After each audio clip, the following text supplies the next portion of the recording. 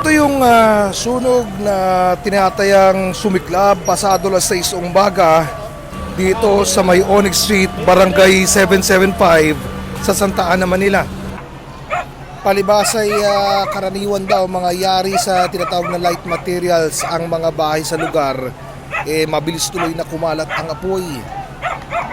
Kaya wala pang isang oras ang nakakalipas, agad itinaas ng mga bumbero ang hudyat ng sunog sa ika-4 na alarma. Dahilan para makaresponde agad-agad ang aabot din sa 70 fire truck ng mga bumbero mula sa iba't ibang lugar. Ang problema nga lang dahil sa kitid ng mga kalsada sa lugar naging pahirapan ang na makaabot sa pinakasentro ng sunog.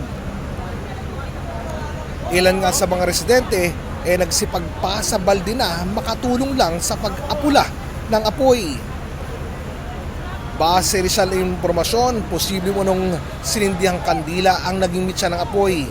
May nakapagbigay kasi ng impormasyon na may napatulan daw ng kuryente sa isang 3-story house sa lugar na sinasabing pinagmulan ng sunog. Tinatayang aabot sa 100 bahay ang nilamon ng apoy.